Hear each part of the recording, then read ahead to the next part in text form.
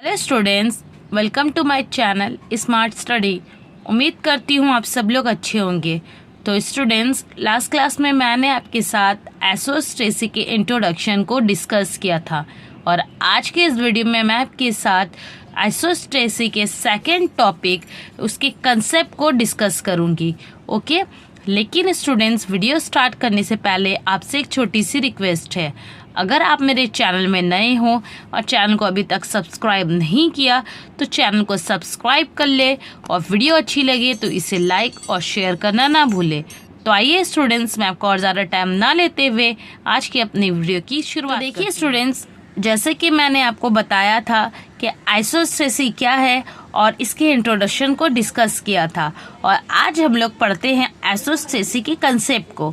तो देखिए, आइसोस्टेसी के कंसेप्ट के मुताबिक क्या था, हमारी जो अर्थ है इस अर्थ में कॉन्टिनेंटल ब्लॉक थी। ठीक है, हमारी अर्थ में सबसे पहले क्या थी, एक कॉन्टिनेंटल ब्लॉक थी जो किससे मिलकर बनी थी, जो सिलिका और एल्युमिनियम से मिलकर बनी थी। ओके, ये जो कॉन्टिनेंटल ब्लॉक थी वो सिलिका और एल्युमिनियम से मिलकर बनी थी, इसलिए इसे क्या कहा जाता था, इसलिए इसे सियाल कहा जाता था।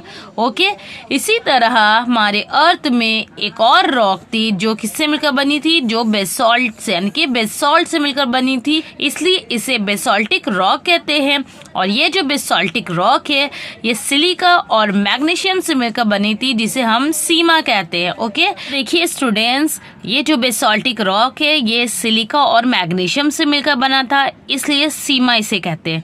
ओके, अब देखिए, ये जो कॉन्टिनेंटल ब्लॉक है जिसे हम लोग सियाल कहते हैं और ये जो बेसॉल्टिक रॉक है जिसे हम लोग सीमा कहते हैं, इनको देखते हैं, इनको डिस्कस करते हैं।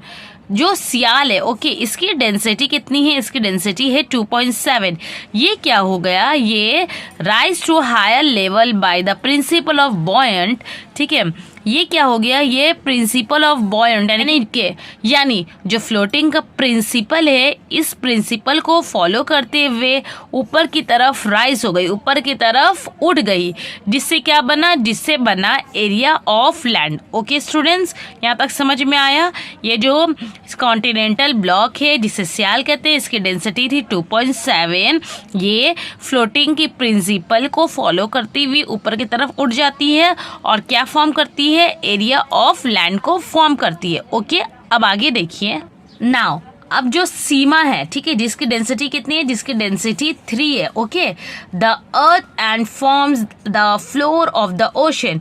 क्या हो गया, ये अर्थ में, ठीक है, ये अर्थ में जो ओशन है उसके फ्लोर को फॉर्म करिए। ओके, अब इसके कंसेप्ट को अच्छे से समझिएगा। जो हमारी सियाल है उसे हम लोग क्रस्ट कह रहे हैं और जो सीमा है उसे हम लोग मेंटल कह रहे हैं। ठीक है, अब जो क्रस्ट यानी कि जो सियाल है वो हमारी सीमा यानी कि मेंटल के ऊपर फ्लर्ट कर रही है और हम लोग जो पोर्शन देख रहे हैं सियाल का, उससे आधा से ज़्यादा जो है वो सीमा के अंदर मौजूद है। मतलब इसको एक एग्जाम्पल से समझिए कि एक आइसबर्ग होता है। ठीक है, अगर आप ओशन एरिया में जाएंगे तो आपको, या फिर गैंगेटिक एरिया में जाएंगे तो आप लोगों को ये आइसबर्ग नज़र आएगा। अब ये आइसबर्ग जो है ना, उसका जितना लेवल ऊपर की तरफ नज़र आता है, क्या उतना ही लेवल पानी के नीचे होता है? जी नहीं, जितना लेवल पानी के ऊपर नज़र आता है ना, वो उस आइसबर्ग का उससे भी डबल लेयर जो होता है, डबल पोर्शन जो होता है, वो ओशन के अंदर होता है।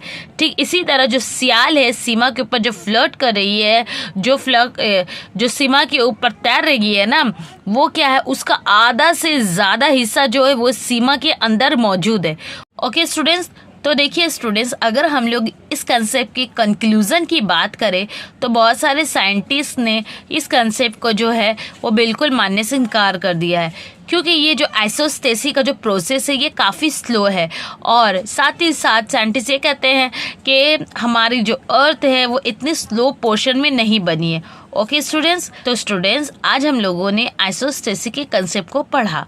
तो आज का मैं अपना सेशन यहीं ख़त्म करती हूँ।